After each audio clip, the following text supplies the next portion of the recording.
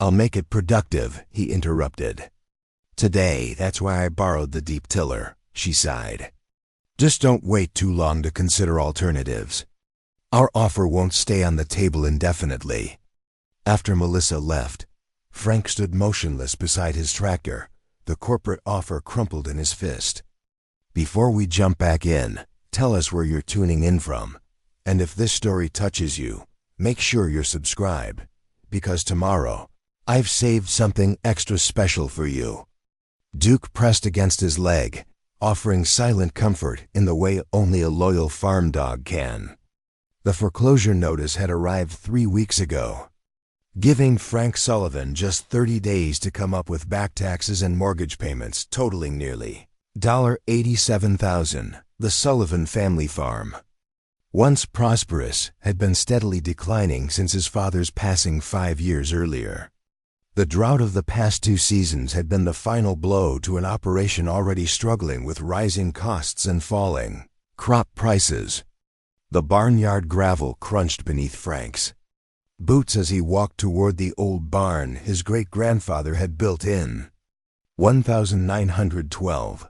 It was the only structure on the property he hadn't been forced to mortgage yet. The real estate developer, Bridgestone Properties, had been circling his 200 acres like vultures for months, eager to transform the rural farmland into vacation cottages for wealthy city folks wanting countryside getaways.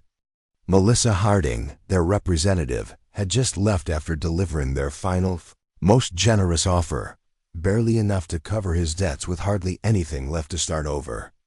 Frank had until the end of the month to accept, or face foreclosure and walk away with nothing. The old barn had been used for equipment storage since Frank's grandfather had built the more modern steel barn in the 1970s. Frank had been putting off clearing it out, both from lack of time and a sentimental reluctance to disturb what felt like a physical connection to his ancestors. But now, with desperation mounting and the farm's deadline looming, he'd decided to see if there was anything of value inside that might buy him more time.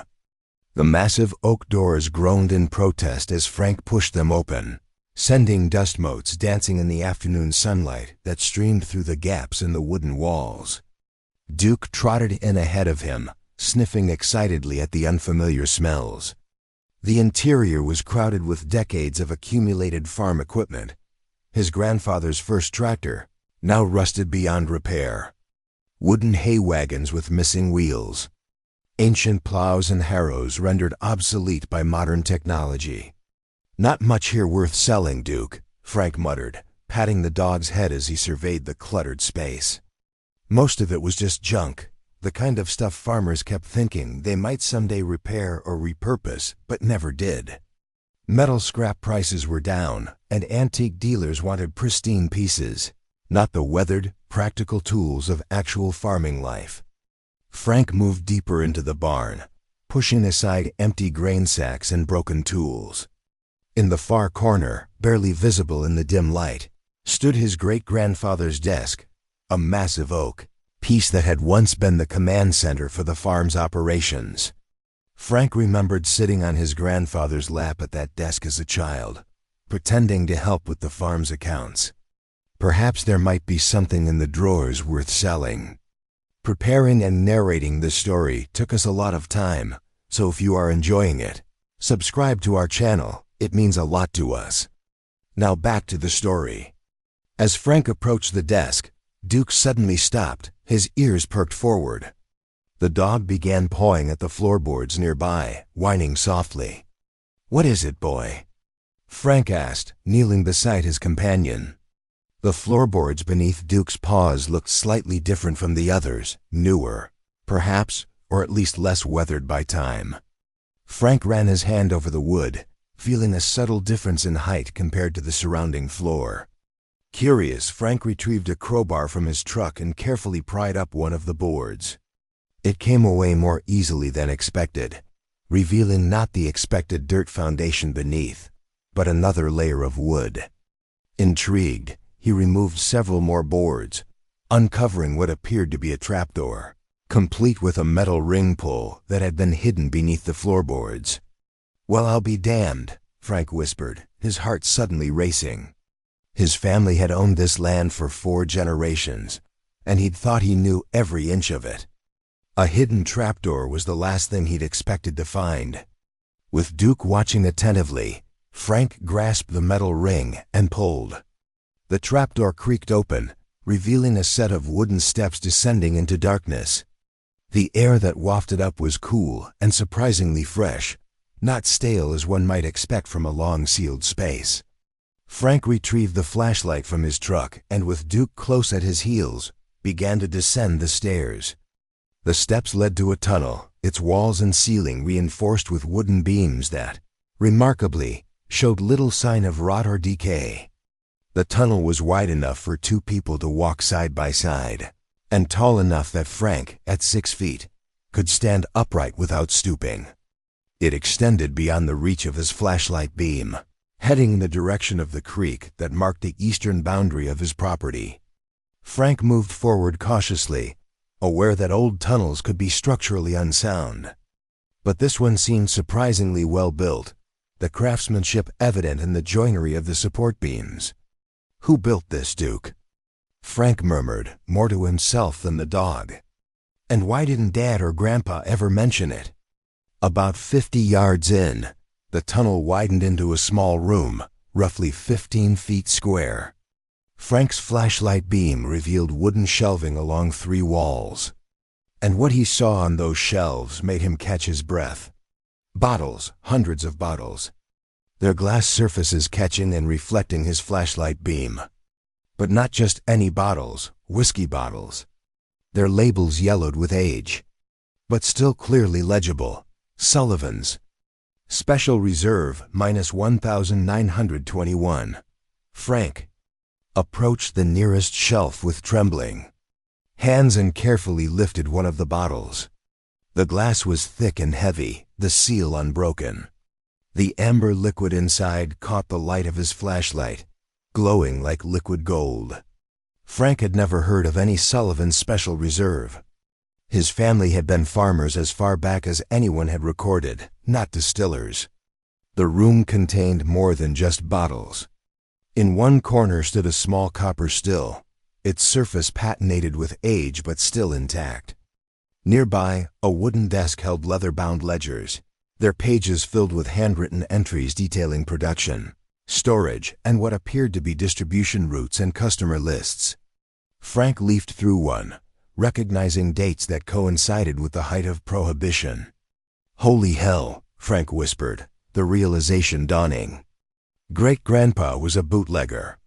The tunnel suddenly made sense, a secret passage to transport illegal whiskey to the creek, where it could be loaded onto boats and moved downriver to waiting customers, all without drawing the attention of federal agents or local law enforcement. Frank carefully examined more of the bottles. Each was numbered by hand on the label, with dates ranging from 1919 through 1932. The last bottles, dated December 1932, would have been produced just weeks before the repeal of Prohibition. Frank counted quickly. There appeared to be over 600 bottles in total, perfectly preserved in the cool, stable environment of the underground room. His mind raced. He'd heard stories of Prohibition-era whiskey bottles selling for thousands, sometimes tens of thousands, to collectors and connoisseurs. The provenance was impeccable, produced on his family's land, untouched for nearly a century, with complete production records. And if the whiskey itself was still good? Frank carefully unsealed one of the bottles, the cork coming free with a soft pop that echoed in the underground room. He sniffed cautiously. No vinegar smell or mustiness, just the rich, oaky aroma of properly aged whiskey. He didn't dare taste it without knowing more, but his instincts told him this was something special, something valuable. Back above ground, with Duke at his side and several ledgers under his arm, Frank's hands shook as he searched online for information about Prohibition-era whiskey. The more he read, the more his excitement grew. Bottles of pre-Prohibition whiskey in good condition were extremely rare, with authenticated examples selling for astronomical sums at specialized auctions. And here he had hundreds with perfect provenance and complete business records. Frank called his cousin James, who worked at a prestigious auction house in Chicago. After swearing him to secrecy, Frank explained his discovery and sent photos of the bottles, ledgers, and the still. James's response was immediate and emphatic. "Don't move anything else. Don't tell anyone. I'm driving down tonight with our spirit specialist." The following morning, James arrived with Sarah Chun, the auction house's expert on rare spirits. After examining the underground room and its contents, she confirmed Frank's hopes. "This is extraordinary," she explained, carefully examining one of the bottles. "What you've found is likely the largest intact collection of Prohibition-Era whiskey ever discovered. The fact that it's been stored in ideal conditions, with complete production records and the original still. I've never seen anything like it. What's it worth?" It's difficult to put an exact figure on something this unique, but based on recent sales of similar but far less well-documented bottles, I'd estimate the collection as a whole could fetch between $200 and $250 million at auction. Frank felt his knees go weak, grabbing the edge of his great-grandfather's desk for support. "Million? With an M?" "Yes," Sarah nodded. "The whiskey alone is priceless. But the complete historical record you have here, the ledgers showing distribution networks during Prohibition, the still itself, the family connection, it transforms this from merely rare bottles into a historically significant collection that museums and serious collectors worldwide will compete for." That night, sitting on his front porch with Duke at his feet and the foreclosure notice torn to shreds in his trash can, Frank read through his great-grandfather's personal journal, found among the ledgers.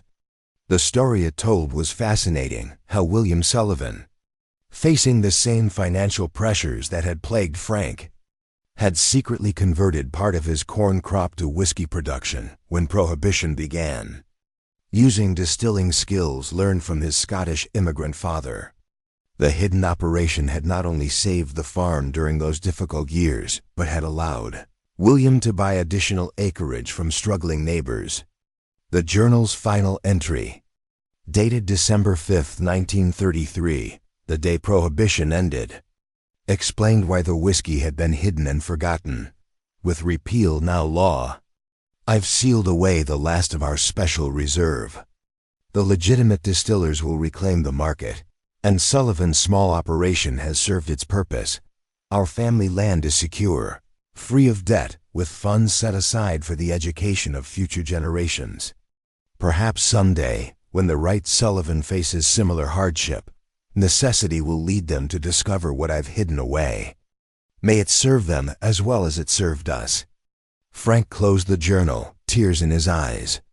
4 generations later, his great-grandfather's foresight and ingenuity had saved the Sullivan farm once again.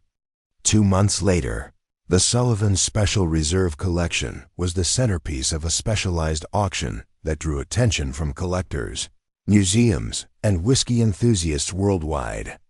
As Sarah had predicted, the combination of the whiskey's quality, perfect provenance, and the complete historical record created a bidding frenzy.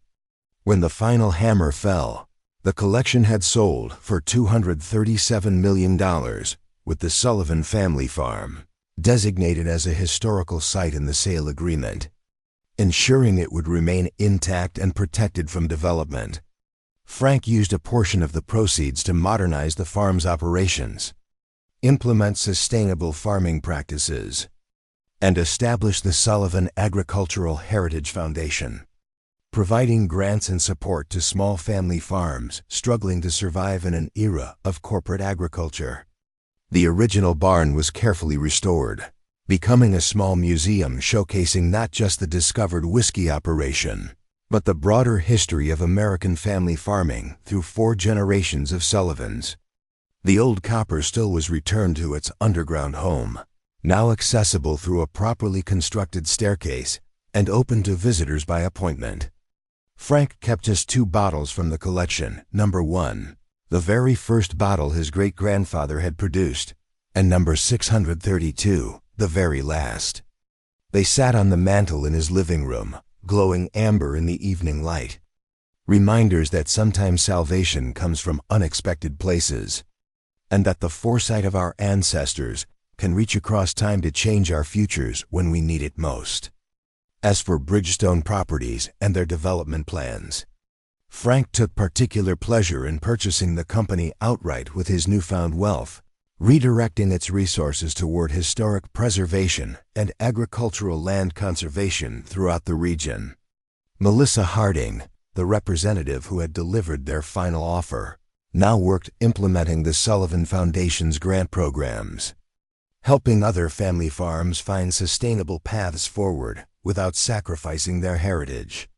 The Sullivan farm, once on the brink of foreclosure, now stood as a symbol of rural resilience and the enduring value of family legacy, a reminder that sometimes the most valuable treasures are those hidden just beneath our feet, waiting for the moment when they're needed most.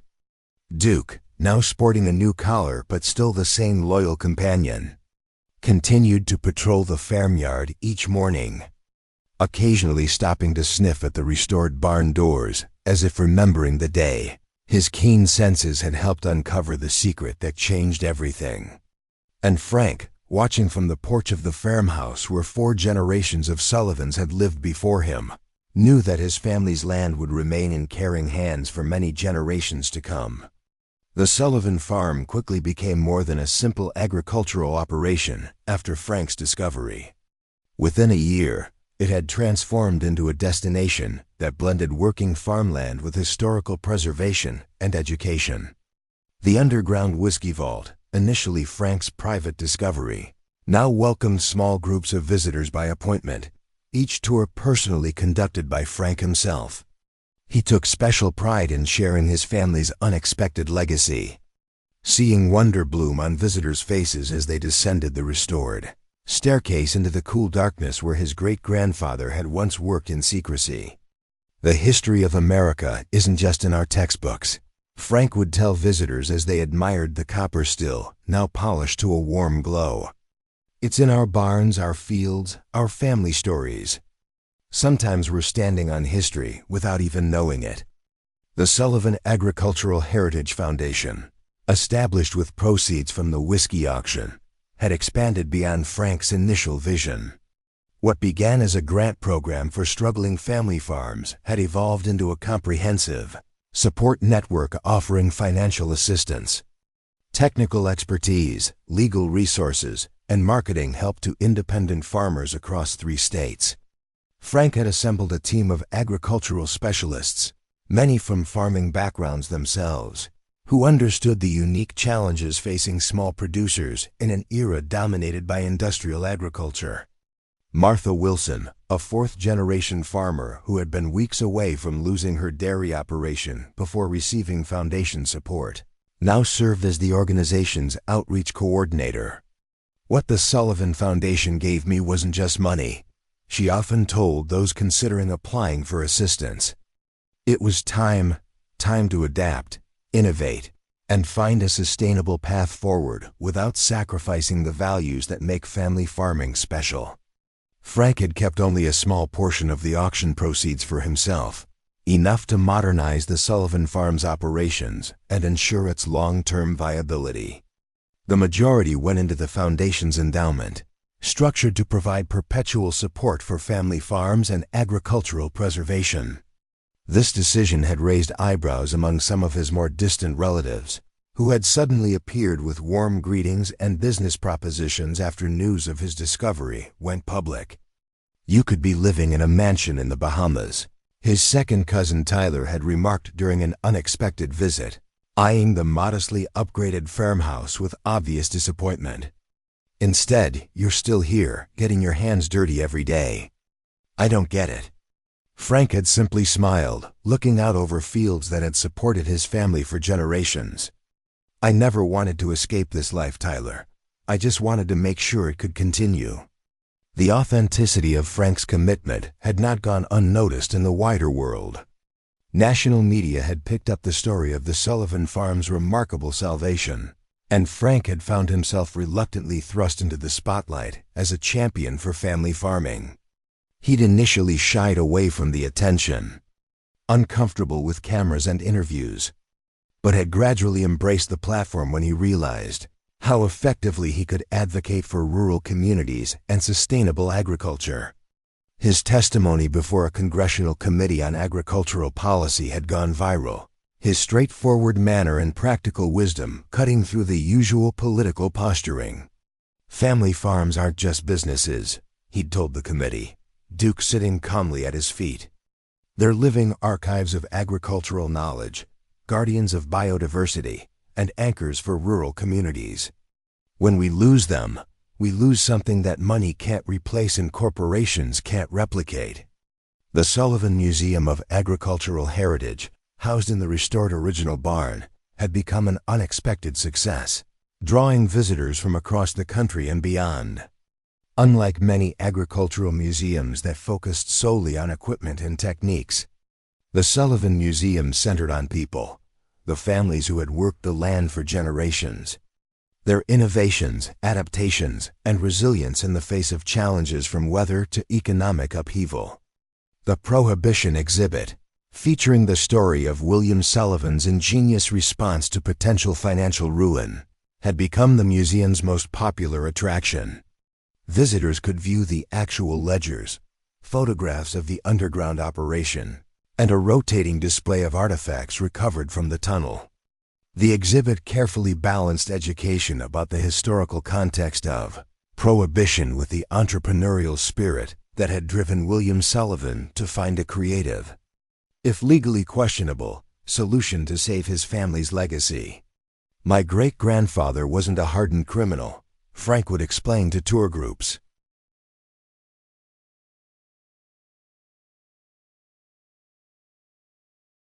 He was a farmer who refused to lose the land his father had worked so hard to acquire. The whiskey operation was born of desperation, but it reflected something fundamental about the American farming spirit: adaptability, resourcefulness, and determination. Those same qualities are what family farmers need today, though hopefully with more legal options available. The whiskey itself had found homes in prestigious collections worldwide. Museums from Scotland to Japan displayed bottles of Sullivan's Special Reserve alongside educational materials about American Prohibition. Private collectors treasured their bottles as both historical artifacts and remarkable spirits. The Smithsonian had acquired a complete set of the production equipment, ledgers, and a selection of bottles for their permanent collection on American entrepreneurship. But perhaps the most meaningful outcome of Frank's discovery was less visible than museums or foundations. It was the subtle shift in the community's relationship with its agricultural heritage. Neighbors who had been quietly selling off parcels to developers began looking at their land differently, exploring alternatives like conservation easements, agricultural tourism, and value-added production. Local schools developed curriculum units around the Sullivan story, bringing students to tour the farm and learn about rural history firsthand. Frank had partnered with the state university to establish an annual scholarship for students pursuing sustainable agriculture, with preference given to those from multi-generational farming families. The program included mentorship from successful, small-scale farmers and hands-on experience at operations, implementing innovative practices while honoring traditional knowledge. One unexpected outcome had been the revival of craft distilling in the region. Inspired by the Sullivan story, several farmers had established small batch operations using heritage grain varieties and traditional methods. With Frank's blessing, one had even created a modern version of Sullivan's Special Reserve, using William Sullivan's recovered recipes and locally grown ingredients. A portion of profits from each bottle sold supported the foundation's work. Frank's relationship with Melissa Harding, the former Bridgestone Properties representative, had evolved in ways neither could have predicted. Initially hesitant to hire someone who had been part of the company threatening his land, Frank had recognized her genuine enthusiasm when she approached him about working for the foundation. Her corporate experience and connections had proven invaluable as the organization grew, and her passion for the mission had deepened with each family farm they helped save. Sometimes I think about that day I drove up your driveway with what I called our final, most generous offer, Melissa remarked one evening as they reviewed grant applications in Frank's kitchen. I was so certain you'd eventually give in. Now I thank my lucky stars every day that you were stubborn enough to keep looking for alternatives. Frank smiled, pouring them each a small glass of the modern Sullivan's Reserve. Stubbornness is a Sullivan family trait. My great-grandfather had it, my grandfather had it, my father had it, and I've got it in spades. Here's to constructive stubbornness, Melissa laughed, raising her glass. And to hidden treasures. To hidden treasures, Frank agreed. Both the kind you find under floorboards and the kind you discover in the people around you. Their relationship had gradually shifted from professional to personal, though both were taking things slowly, mindful of the Foundation's mission and their respective roles within it. The farmhouse that had once felt too empty after Frank's father passed now regularly echoed with conversation, laughter, and passionate debates about agricultural policy and rural development. Duke, who had started it all with his curious pawing at the barn floor, had become something of a celebrity in his own right. Children visiting the museum would often ask to meet the treasure-finding dog before anything else. Frank had commissioned a small bronze statue of Duke, placed at the entrance to the museum, commemorating the loyal companion's role in changing not just one farm's fate, but ultimately an entire community's relationship with its agricultural heritage. As the one-year anniversary of his discovery approached, Frank organized a celebration that brought together farmers who had received Foundation support, local community members, museum visitors, and representatives from the auction house that had handled the whiskey collection. Under tents set up in the field adjacent to the original barn, people shared stories, exchanged ideas, and strengthened connections that transcended the usual boundaries between urban and rural, producer and consumer. A year ago today, I thought I was at the end of my family's story on this land, Frank told the gathered crowd during a brief speech. I was preparing to walk away from everything my ancestors had built, believing there were no other options. What I discovered wasn't just valuable whiskey. It was a reminder that our challenges aren't new, that previous generations faced their own seemingly insurmountable obstacles, and that solutions sometimes come from unexpected directions. He gestured toward the surrounding fields, golden with late summer wheat. This land has supported my family for 4 generations, not because farming is easy, it never has been, but because each generation found ways to adapt while holding on to what matters most. William Sullivan didn't just save this farm during Prohibition. He left behind a lesson for his descendants about ingenuity, persistence, and faith in the future. As the celebration continued into the evening, with local musicians playing on a small stage and children running between hay bales set up as impromptu seating, Frank found a quiet moment to walk alone to the ridge overlooking the creek where his great-grandfather had likely transported his illegal whiskey. The setting sun painted the water golden, and in the distance, the lights of neighboring farms twinkled on one by one. He thought about the chain of events that had brought him to this moment, the desperate financial situation, the decision to clear the old barn, Duke's curious discovery, and all that had followed. So many points where things could have gone differently, where the underground chamber might have remained hidden for another generation or been destroyed unknowingly. You planned it all pretty well, Great-Grandpa, Frank said softly to the evening air. Though I'm guessing you never imagined just how valuable your emergency fund would become. The Sullivan Farm story had captured something in the public imagination that went beyond the obvious appeal of a dramatic discovery. In an era of increasing disconnection from food production and agricultural heritage, it offered a narrative about continuity, adaptation, and the enduring value of working landscapes. Visitors often commented that they left the farm with a renewed appreciation for the hands that grew their food, and the histories embedded in rural communities. Academic researchers had begun studying what they called the Sullivan effect, the phenomenon of rural communities re-examining and revaluing their agricultural heritage in ways that created new economic opportunities while preserving traditional landscapes and practices. Several neighboring counties had developed heritage tourism initiatives inspired by the Sullivan model, highlighting their own unique agricultural stories and traditions. For Frank himself, perhaps the most meaningful outcome was the knowledge that the Sullivan farm would continue. The conservation easement he had placed on the property ensured it would remain agricultural land in perpetuity, protected from development regardless of future ownership. The foundation structure guaranteed ongoing support for family farms, facing challenges similar to those he had confronted. And the museum would continue educating visitors about the vital importance of understanding where our food comes from and the people who produce it. On cool evenings, when the day's work was done, Frank often sat on his porch with Duke at his feet, just as his father and grandfather had done before him. From this vantage point, he could see the restored original barn with its museum signage, the modern agricultural operations beyond, and sometimes groups of visitors making their way between the two, connecting past and present with each step. These quiet moments of reflection reminded him of something his father had often said: farming isn't just about this season's crop.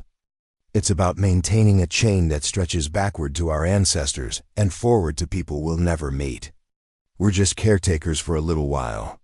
Frank had come to understand those words more deeply than ever before. The whiskey discovery had saved his farm, but the true legacy of William Sullivan wasn't measured in bottles or dollars. It was in the continuity of care for the land, the transmission of knowledge across generations, and the creation of systems that would support similar values long after any individual farmer was gone. As darkness fell completely and stars appeared overhead, Frank thought about the countless decisions, large and small, that had led to this moment. His great-grandfather's choice to start distilling, his grandfather's decision to preserve the original barn rather than demolish it, his own desperate search for something of value in that seemingly empty building.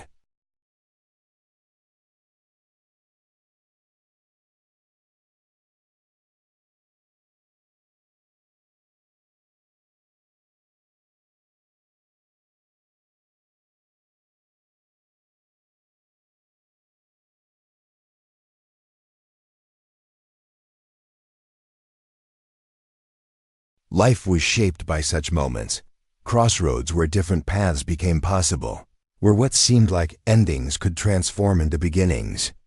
In the distance, the lights of the foundation's office glowed warmly, where staff would gather tomorrow to review new applications from farming families seeking support. Beyond that, the educational center where local students would arrive for hands-on learning about sustainable agriculture. And surrounding it all, the fields and pastures that had sustained Sullivans for generations, now secure for those yet to come. Frank Sullivan had nearly lost everything, only to discover that the legacy he was fighting to preserve was richer and more meaningful than he had ever imagined. His great-grandfather's hidden treasure had done more than save a single farm. It had sparked a renaissance of appreciation for agricultural heritage and created mechanisms to ensure that other family farms would have the support they needed to adapt and thrive in changing times.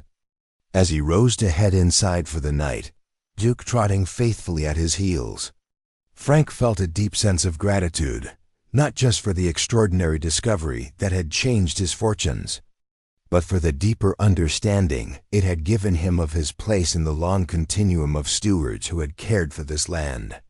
The Sullivan farm's best crop had turned out to be not corn or wheat or even whiskey, but something far more valuable, a story that reminded people of the enduring importance of connection to land, to history, and to the hands that feed us all. The Sullivan Whiskey Legacy Project broke ground on a crisp autumn morning, 2 years after Frank's discovery beneath the barn floor.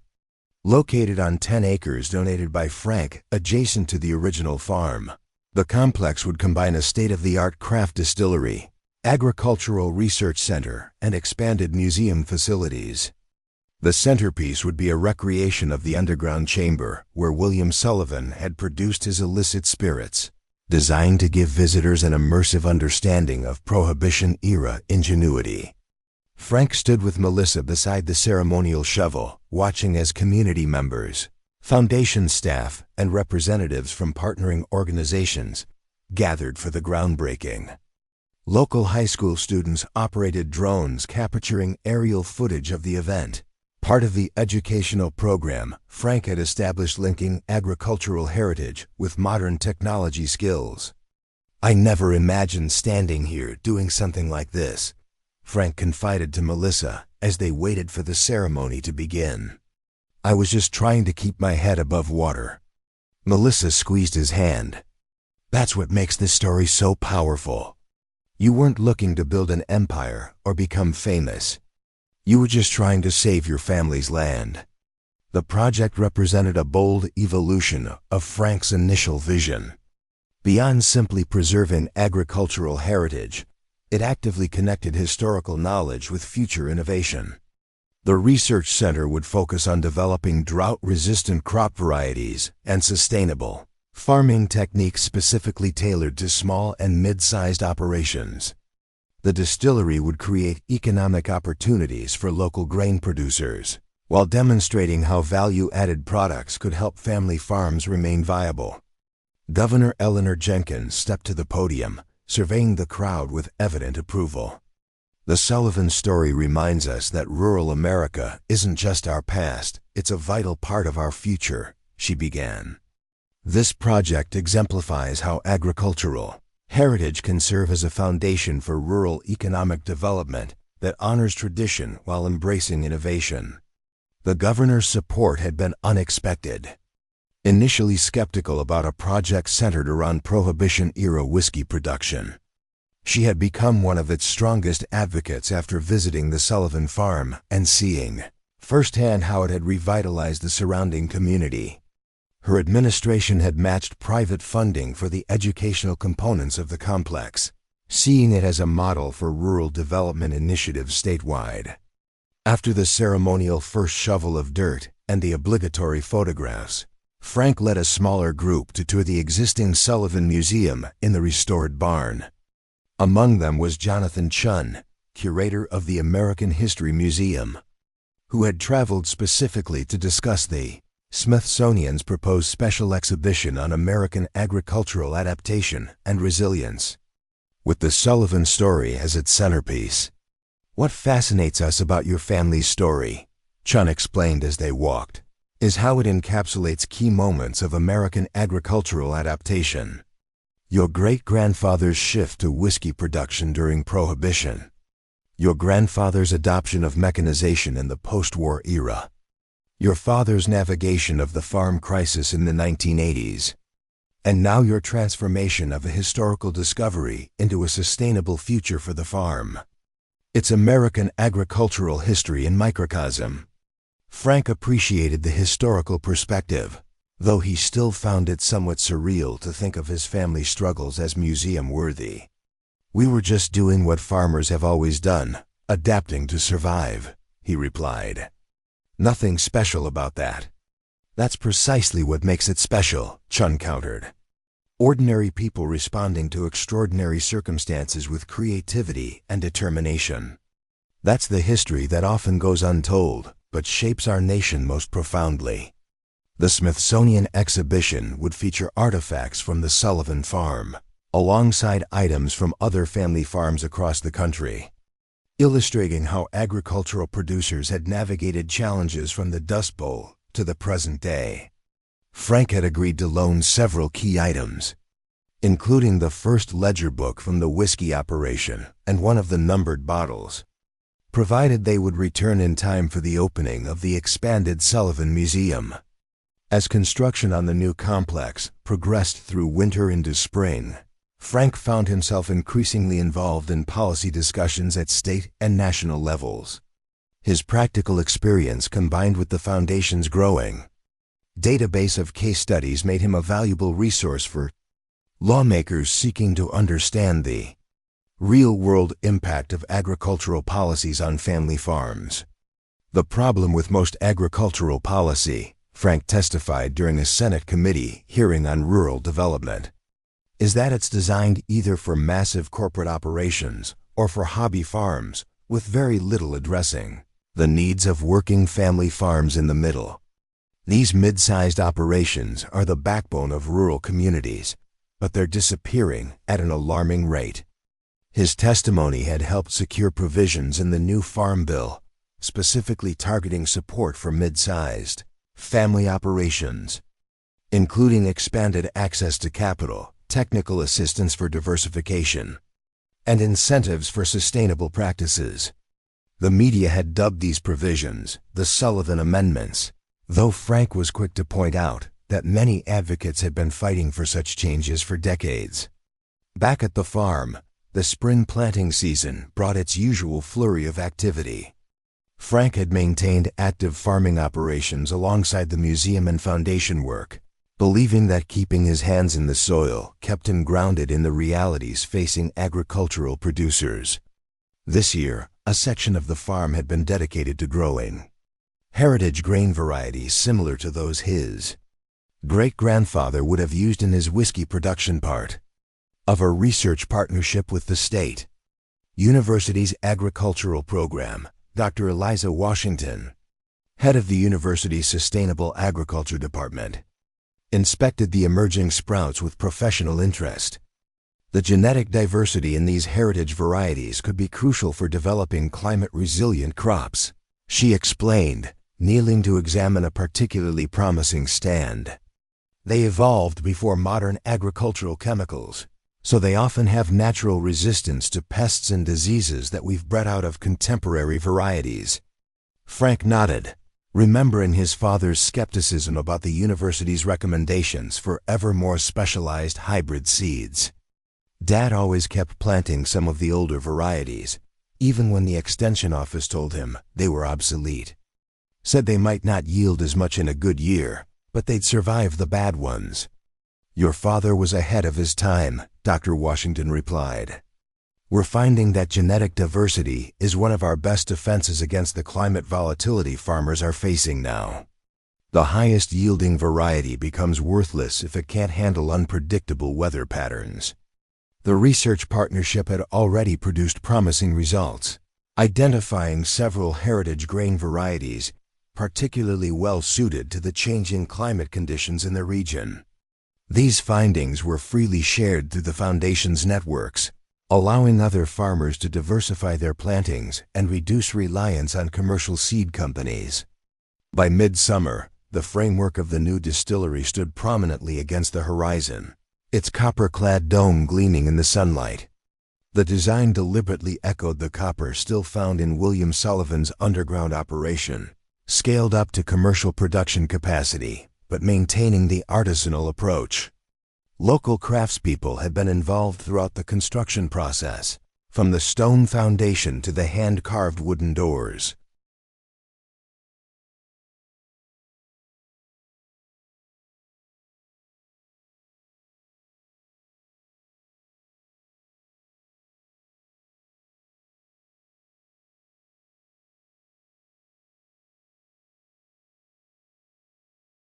Master distiller Camila Rodriguez, recruited from one of Kentucky's most respected bourbon producers, inspected the installation of the custom-designed stills with meticulous attention to detail. A third-generation distiller herself, she had been drawn to the Sullivan Project by its combination of historical authenticity and forward-thinking approach. We're not just recreating history here, she explained to a group of local business leaders touring the facility. We're building on it. The whiskey we produce will honor William Sullivan's original recipes and techniques, but with modern refinements that enhance quality and sustainability. And most importantly, we're creating a market for local grain producers that pays premium prices for top-quality ingredients. The economic impact was already evident. Farmers throughout the county had begun transitioning portions of their acreage to the heritage grain varieties needed for the Sullivan distillery. Attracted by contracts offering prices 30% above commodity markets, the foundation had provided technical assistance for this transition, helping producers navigate the challenges of growing unfamiliar crop varieties using sustainable methods. It's about creating a complete economic ecosystem, Frank explained during an interview with a national agricultural publication. The distillery needs high-quality grains. Local farmers can produce those grains if they have guaranteed markets and fair prices. Consumers are increasingly willing to pay premium prices for products with authentic stories and sustainable production methods. Everyone benefits when we close these loops locally instead of shipping commodities thousands of miles in each direction. The interview, accompanied by stunning photographs of the Sullivan farm at sunset, had generated unprecedented interest in the foundation's approach. Frank's inbox had filled with messages from farming communities nationwide, seeking to replicate elements of the Sullivan model in their own regions. In response, the foundation had developed a comprehensive toolkit for community-based agricultural revitalization, offering webinars and consulting services to help other rural areas build on their unique heritage and assets. One unexpected outcome had been the formation of the American Agricultural Heritage Network, connecting sites across the country that preserved and interpreted different aspects of farming history. From rice plantations in the Carolinas to wheat farms on the Great Plains, fruit orchards in Washington to sugar plantations in Hawaii, these sites collaborated on curriculum development, traveling exhibitions, and joint marketing efforts. The Sullivan Museum served as the network's inaugural chair, with Frank providing guidance on combining authentic agricultural operations with educational programming. As harvest approached, the Sullivan Farm hosted its first Heritage Grain Festival, celebrating the connection between historical agricultural practices and contemporary craft food production. Artisan bakers, craft brewers, and distillers from across the region set up booths alongside displays about traditional farming methods, seed saving, and the importance of agricultural biodiversity. Workshops offered hands-on experiences from bread making to beer brewing, while panel discussions tackled serious issues facing rural communities and food systems. The best way to preserve agricultural heritage isn't to freeze it behind glass in a museum, Frank told the assembled crowd during his opening remarks. It's to keep it alive in our fields, our kitchens, our communities. These traditional varieties and techniques aren't just history. They're tools for building more resilient and connected food systems for the future. The festival drew over 5,000 visitors during its 3-day run, far exceeding expectations for an inaugural event. Local hotels and bed and breakfasts were booked to capacity. Restaurants reported record sales, and artisan producers sold out of their specialty items. The economic impact rippled throughout the community, demonstrating the potential of agricultural heritage tourism as a sustainable development strategy for rural areas. Martha Wilson, the dairy farmer who now directed the foundation's outreach programs, surveyed the bustling festival grounds with satisfaction. 2 years ago, most of these folks couldn't have pointed to this county on a map, she remarked to Frank as they watched families enjoying hayrides and craft demonstrations. Now they're spending money here, learning about where their food comes from, and developing relationships with the people who produce it. The most meaningful moments for Frank came during the evening storytelling sessions, where farmers from across generations shared experiences of challenge and adaptation. A 92-year-old woman described how her family had survived the Dust Bowl by adopting soil conservation practices decades before they became common. A young couple detailed their journey from corporate careers to first-generation farming, navigating the steep learning curve with support from experienced neighbors. These stories matter, Frank reflected as the festival's final day wound down. They remind us that farming has never been easy, that every generation faces its own challenges, and that persistence and adaptation have always been essential to agricultural survival. My great-grandfather's whiskey operation wasn't a deviation from our family's farming tradition. It was a creative expression of it during extraordinary times. As autumn colors painted the surrounding landscape, construction on the Sullivan Whiskey Legacy Project neared completion. The expanded museum space was being readied for installation of exhibits. The research center had begun receiving applications from potential fellows, and the distillery equipment was undergoing final testing.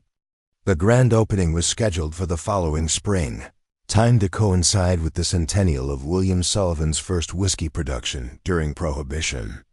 Frank walked the grounds with Melissa, now officially his fiancée, after a proposal appropriately staged in the underground chamber, where their journey together had effectively begun.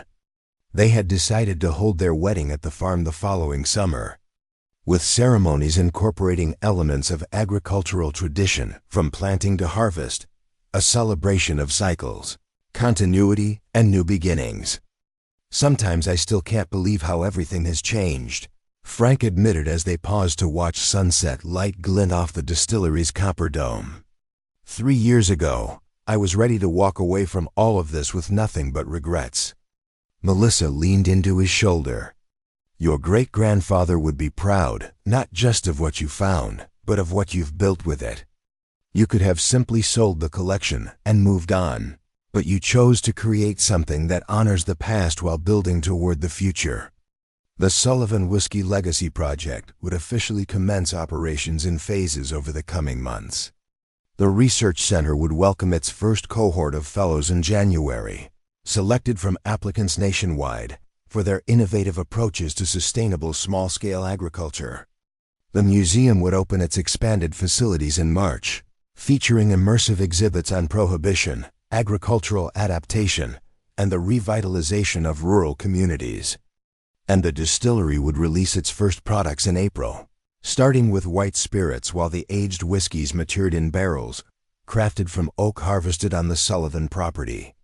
Each aspect of the project connected back to the core values that had sustained the Sullivan farm through 4 generations: resilience, innovation, community, and stewardship.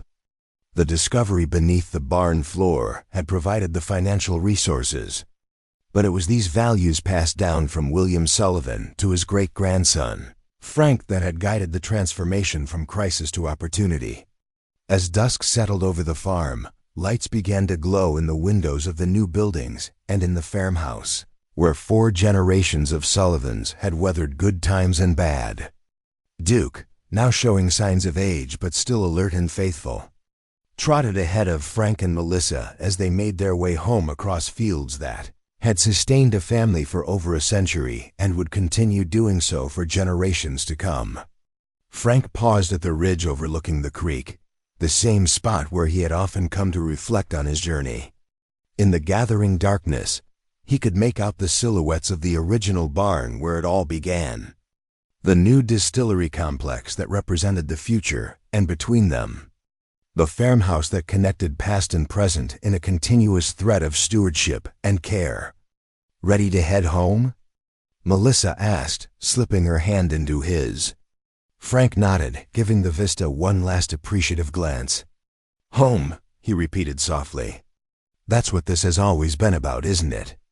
Not just saving a piece of land, but preserving a place where people belong to the land, to each other, to something larger than themselves."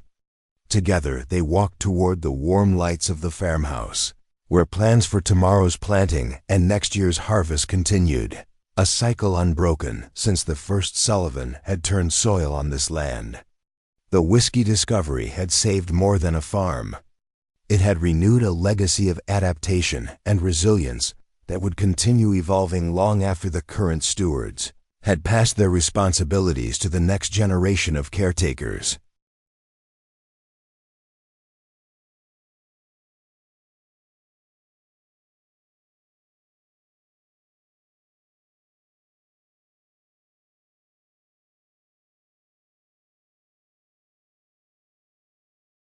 And somewhere, Frank liked to think, his great-grandfather William was watching with satisfaction as his hidden treasure fulfilled its purpose in ways he could never have imagined. but would surely approve securing not just the family land, but the values, knowledge, and traditions that made it worth preserving. Spring arrived on the Sullivan farm with exceptional brilliance that year, as if nature itself was celebrating the official opening of the Sullivan Whiskey Legacy Project. Cherry blossoms dotted the lane leading to the new complex, where flags and banners snapped in the breeze. A crowd had gathered, locals who had watched the project rise from the ground, dignitaries who had supported it politically, journalists from agricultural publications and mainstream media alike, and most importantly to Frank, farmers from across the country who had come to witness what might be possible for their own communities. The ribbon-cutting ceremony would mark 5 years since that desperate day when Frank, facing foreclosure, had brought his tractor to the old barn and Duke had discovered the hidden trapdoor.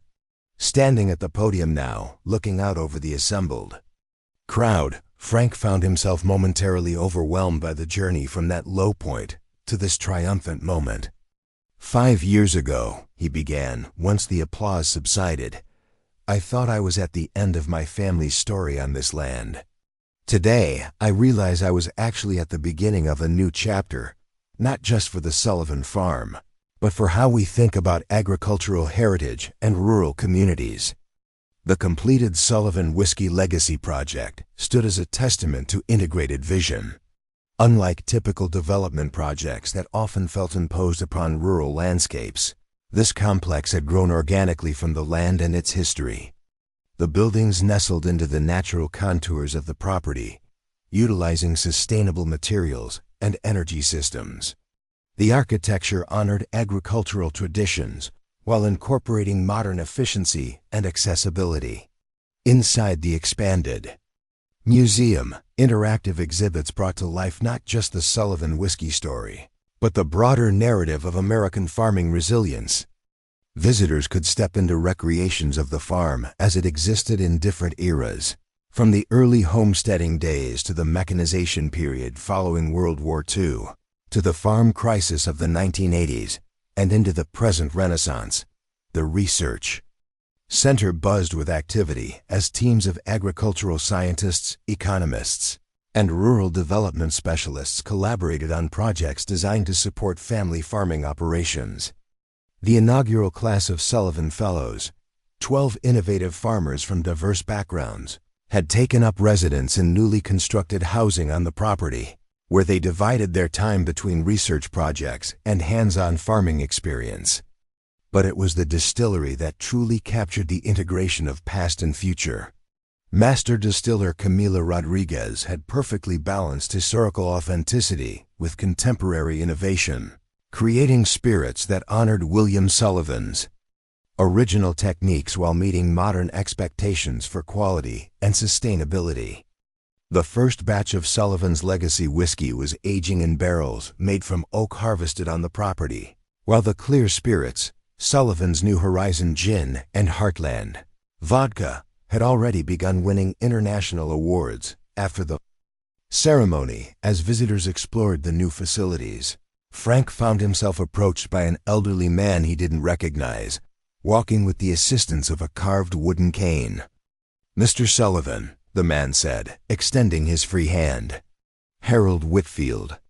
My grandfather was the federal agent who suspected your great-grandfather was running a still during Prohibition, but could never find evidence to prove it." Frank shook the offered hand, surprised by this unexpected connection to his family's history. "Agent Whitfield? He's mentioned in my great-grandfather's journals.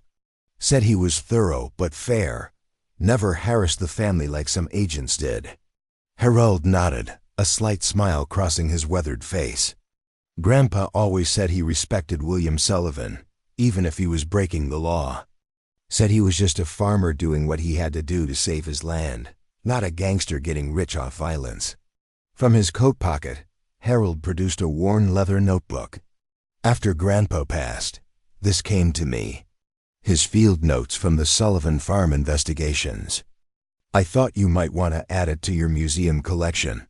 Completes the story from both sides of the law, so to speak. This unexpected gift, the perspective of the very agent who had hunted, William Sullivan added a powerful dimension to the historical narrative. The notebook revealed that Agent Whitfield had suspected the underground operation but had deliberately focused his investigative efforts elsewhere, noting in private comments that some violations, while technically against the letter of the law, do not offend its spirit. As Frank incorporated this new material into the museum, it underscored a theme that had emerged consistently throughout the project: the importance of understanding human stories and motivations behind historical events. William Sullivan hadn't been simply a lawbreaker or a hero. He had been a farmer making difficult choices in extraordinary circumstances, just as Agent Whitfield had been a man balancing legal duty with personal judgment. The Sullivan Whiskey Legacy Project's first year of operation exceeded even the most optimistic projections. Visitor numbers to the museum reached triple the anticipated figures. The distillery's products sold out faster than they could be produced, creating waiting lists and collector markets. The research center's findings on sustainable small-scale agriculture were being implemented on farms across the country, with measurable improvements in both environmental impact and economic viability. Perhaps most significantly, the integrated model had inspired similar projects in rural communities nationwide. A former tobacco region in North Carolina had established a heritage center documenting the transition from tobacco to diversified specialty crops. A declining dairy region in Wisconsin had created a cheese tourism trail connecting artisan producers with cultural heritage sites. A California community had developed a center showcasing the contributions of Mexican farm workers to American agriculture. We're seeing a fundamental shift in how rural communities view their agricultural heritage, observed Dr. Eliza Washington during a symposium hosted at the Sullivan Research Center. Rather than seeing their farming past as something to escape from, they're recognizing it as a foundation to build upon, not through nostalgia, but through critical engagement with both traditions and innovations. This shift was reflected in changing migration patterns. For the first time in decades, the county where the Sullivan farm was located had experienced population growth rather than decline. Young families were moving in, attracted by the combination of authentic rural character and economic opportunities created by the Sullivan Project and the businesses that had developed around it. The local school, which had been threatened with consolidation due to declining enrollment, now needed to hire additional teachers to accommodate growing classes. On a personal level, Frank found that the completion of the major construction phase allowed him to refocus on the aspects of the project closest to his heart. He reduced his travel schedule, turning down speaking engagements in favor of more time working directly with the Sullivan Fellows and local farming families. His marriage to Melissa had brought new energy to the farmhouse, which now regularly hosted community gatherings and informal strategy sessions, where farmers shared knowledge and supported one another through challenges. The couple had established a scholarship program for young people from farming backgrounds pursuing agricultural education, with a special focus on innovative approaches to sustainability and rural development. The program included not just financial support but mentorship and hands-on experience at the Sullivan farm, creating pathways for a new generation to enter farming with both traditional knowledge and forward-thinking perspectives. The greatest threat to family farming isn't just economic, Frank often told the scholarship recipients. It's the loss of intergenerational knowledge transfer. When a family farm disappears, we don't just lose the production capacity, we lose centuries of accumulated wisdom about that specific piece of land, its microclimates, its soil, its particular challenges and opportunities. That's why keeping young people engaged in agriculture is so crucial. As the second anniversary of the project's opening approached, Frank received an unexpected phone call from Simon Bridgestone, founder and CEO of the development company that had once sought to purchase the Sullivan farm for vacation cottages. The company had fallen on hard times, its model of high-end rural development proving less viable in changing market conditions. "I'll be blunt, Sullivan," Bridgestone said after minimal pleasantries. "You were right, and I was wrong about the highest and best use of agricultural land. Our developments aren't selling, while your approach has created more sustainable value than I could have imagined. I'm calling to see if you'd consider consulting on the conversion of one of our failed projects." And the meeting that followed led to a partnership whereby the Sullivan Foundation would provide expertise for transforming a stalled development of vacation homes into an agricultural heritage center, focused on the region's unique orchard traditions, with working farmland restored from what had been planned as a golf course. People don't just want to visit rural areas as tourists disconnected from the landscape, Frank explained during the planning process. They want authentic connections to where their food comes from, to the people who produce it, and to the cultural heritage embedded in agricultural communities. That's something no artificial development can provide. The transformation of the Bridgestone property became a model for repurposing failed development projects throughout rural America, demonstrating that authentic agricultural heritage could create more sustainable economic value than imposed resort-style developments.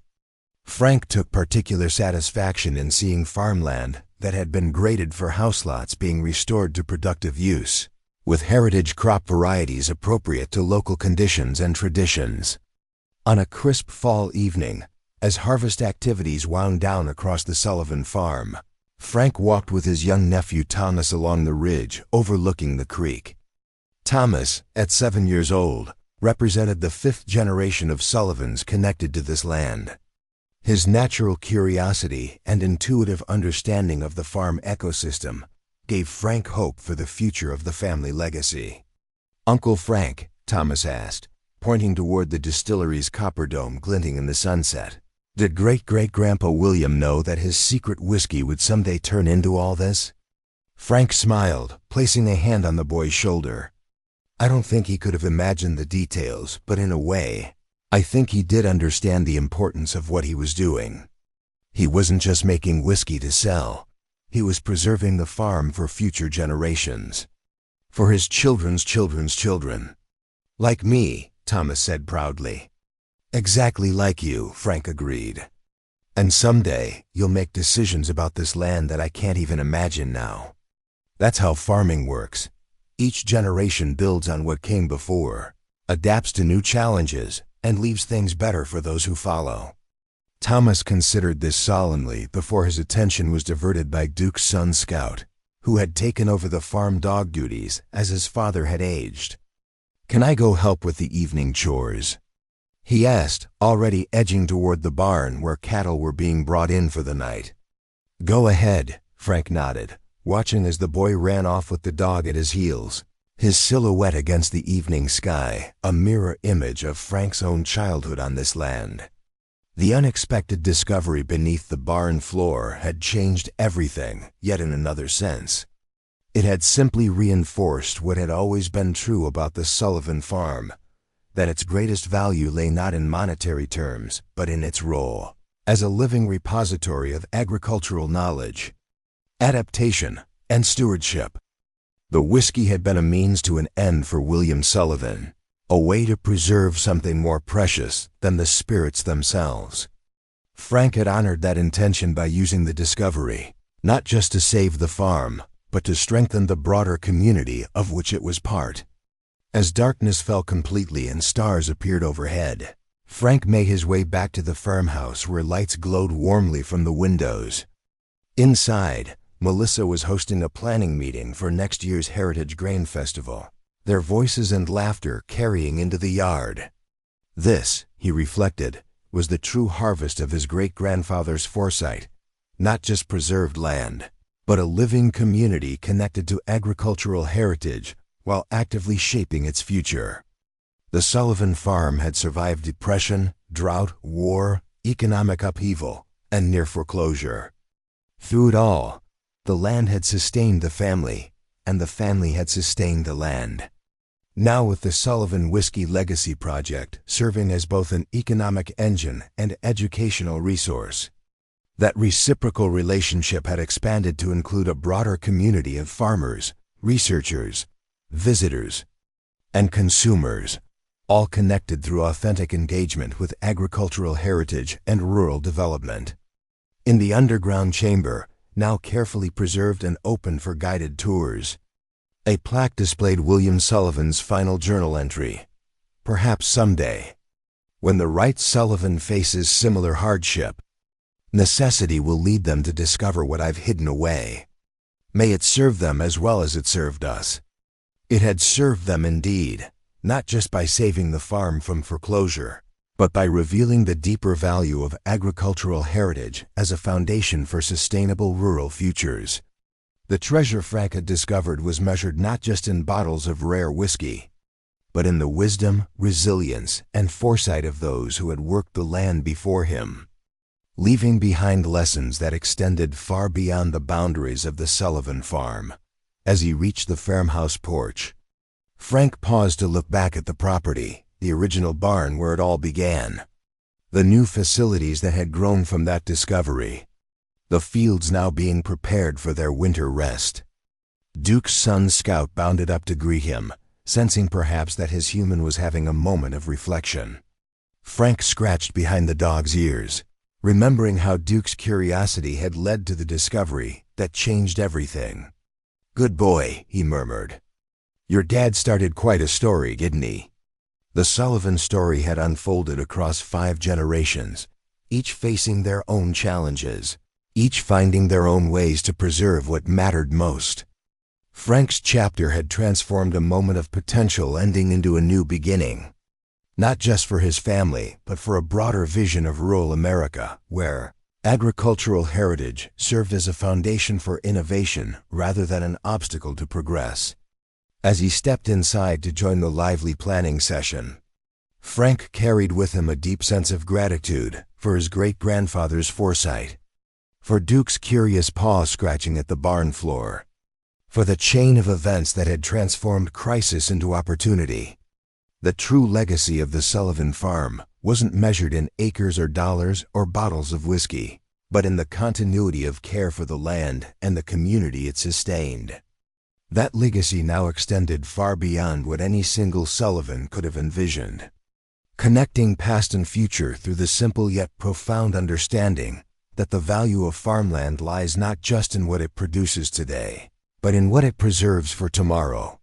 In a world of increasing disconnection from agricultural roots, the Sullivan farm stood as a beacon of reconnection, a place where history remained alive not as a museum piece, but as a living foundation for sustainable rural futures. 10 years after the discovery beneath the barn floor, the Sullivan legacy had grown far beyond what even Frank could have imagined. The warm September evening found the farm alive with activity as final preparations were underway for the decade anniversary celebration.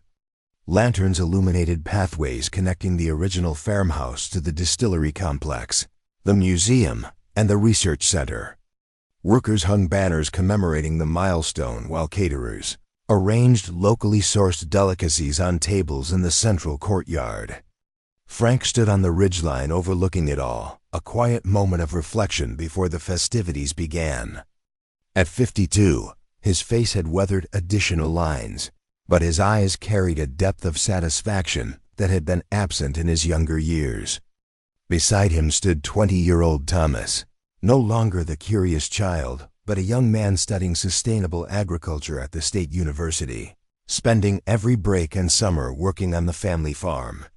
"Hard to believe it's been 10 years since Duke found that trapdoor," Frank said, watching the sunset paint the distillery's copper dome in brilliant orange. "Sometimes I still wake up thinking it was all just a lucky dream." Thomas nodded thoughtfully. "Mom says you used to pace the farmhouse at night during the foreclosure crisis, trying to figure out how to save just a few acres of the property." "Your mother has an excellent memory," Frank chuckled, thinking of Melissa, who had transformed from corporate representative to his wife and partner in all aspects of the Sullivan enterprises.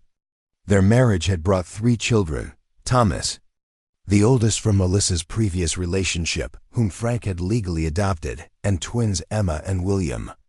Now 8 years old and already showing the distinctive Sullivan blend of practicality and vision. "Do you ever wonder what would have happened if Duke hadn't found the whiskey?" Thomas asked, his young face serious in the fading light. Frank considered the question carefully. "I'd probably be working construction somewhere, visiting this land on weekends to see vacation homes where our fields used to be. But I've learned that dwelling on what might have been isn't nearly as useful as appreciating what is and envisioning what could be." This philosophy had guided Frank's approach over the past decade. Rather than resting on the success of the initial discovery, he had continuously evolved the Sullivan enterprises, using each achievement as a foundation for the next innovation. The result was a dynamic ecosystem of interconnected ventures that had transformed not just the farm, but the entire region's relationship with its agricultural heritage. The Sullivan Spirits collection had expanded from whiskey to include award-winning brand, the Sullivan Grain Cooperative, formed in partnership with neighboring farms, now supplied specialty grains to craft breweries and bakeries throughout the Midwest. The research center had developed patented, drought-resistant crop varieties that were helping farmers adapt to changing climate conditions, while reducing dependency on chemical inputs. Most significantly, the Sullivan Agricultural Heritage Trust had evolved into one of the country's most respected rural development organizations, with affiliate programs in 28 states and 3 countries.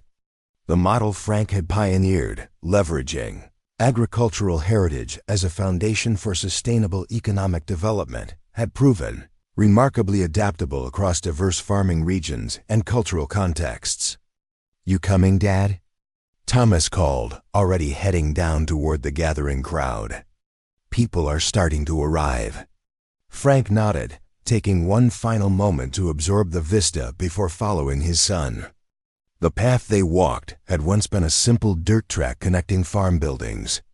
Now it was an elegantly designed walkway illuminated by solar-powered lamps, crafted by a local artisan. Like everything at the Sullivan complex, it balanced functionality with beauty, tradition with innovation.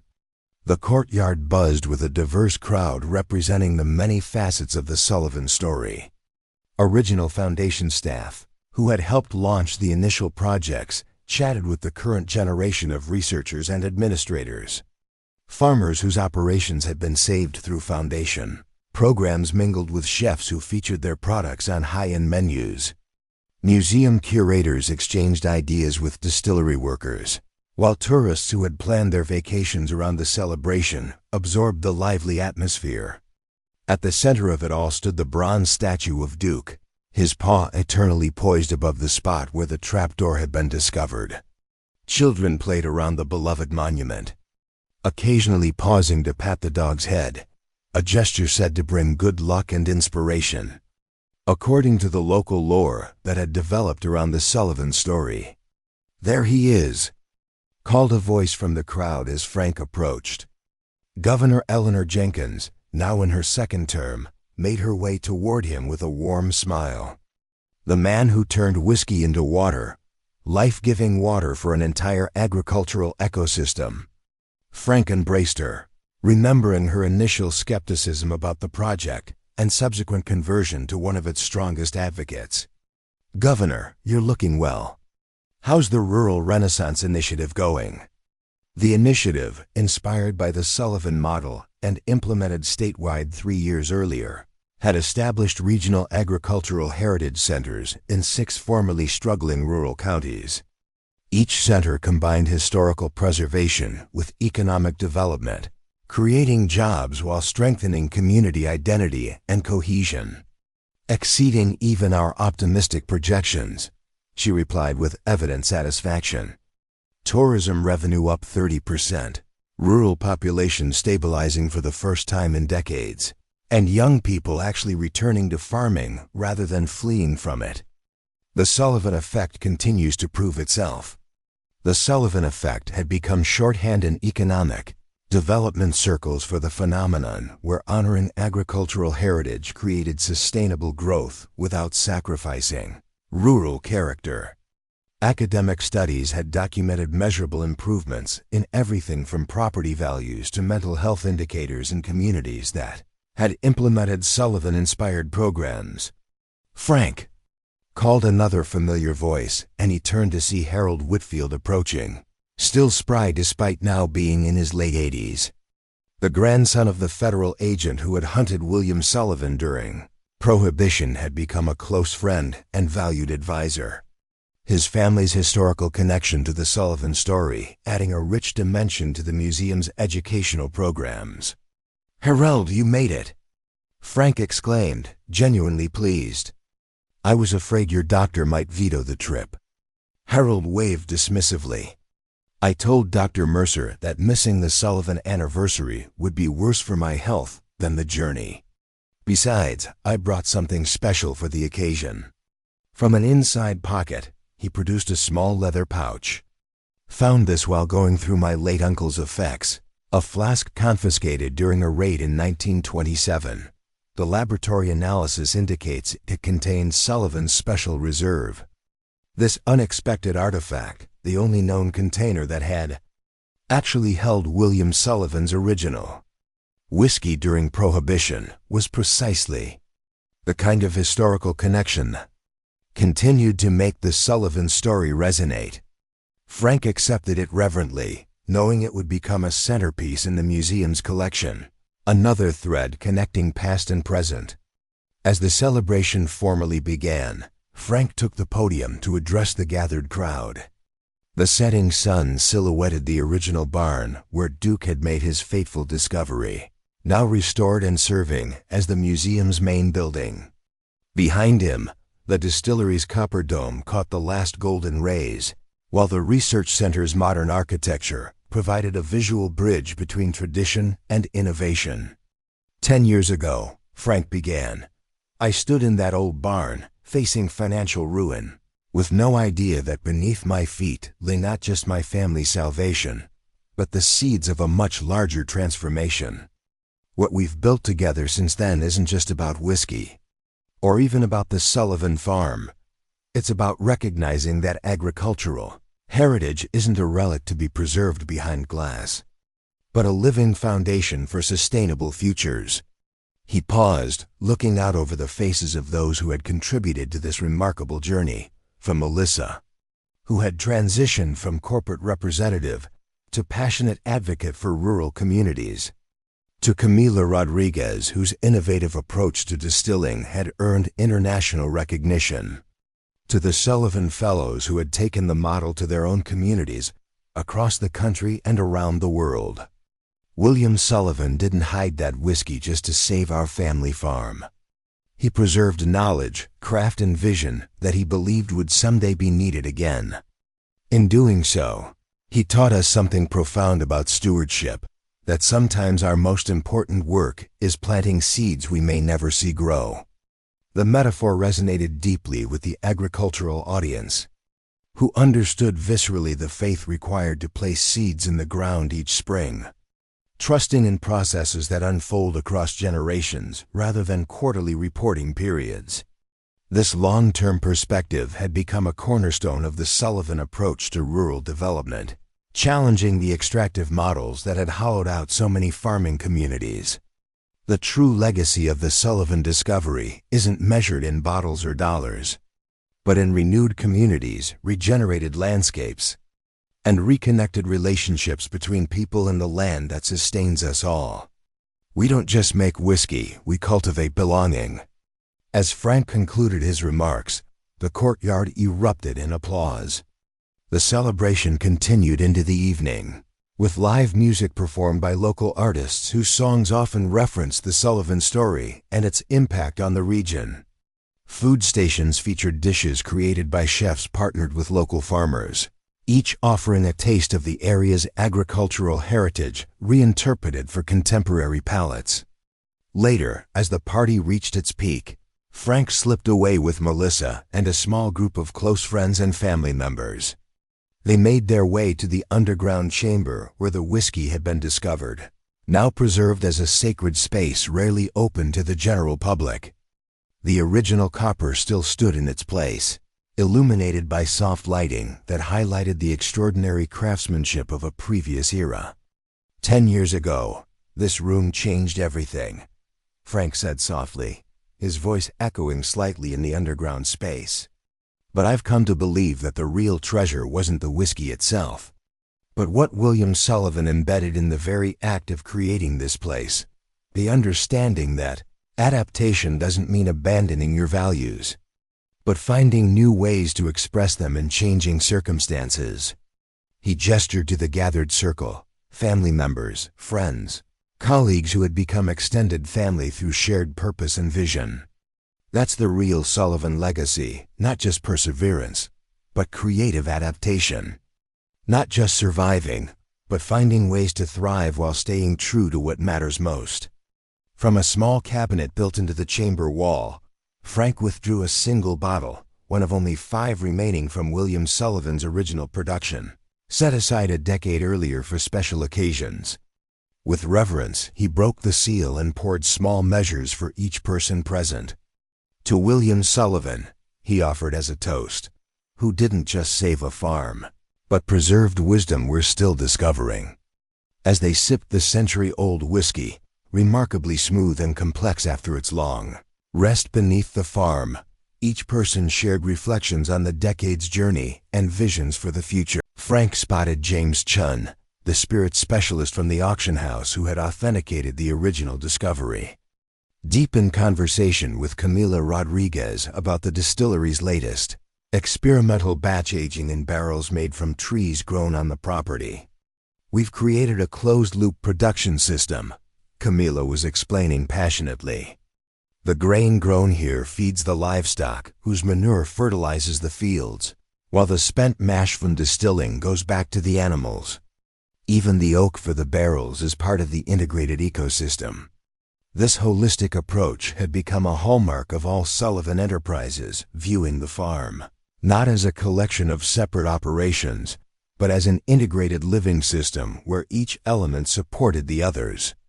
The research center had documented significant improvements in soil health, biodiversity, and carbon sequestration resulting from these practices, providing a model for climate-smart agriculture that maintained productivity while regenerating natural resources. The following morning, as workers dismantled the celebration infrastructure and operations returned to normal, Frank met with the current class of Sullivan Fellows in the research center's conference room. These 12 individuals, selected from hundreds of applicants, represented diverse agricultural backgrounds from traditional grain farming to urban agriculture, from indigenous food sovereignty initiatives to next-generation livestock management. Yesterday was about celebrating the past decade, Frank told them, moving away from the podium to sit casually on the edge of the conference table. Today, we look forward to the next 10 years and beyond. What you're doing here isn't just about agricultural techniques or rural development strategies. It's about fundamentally reimagining the relationship between people, food, and land.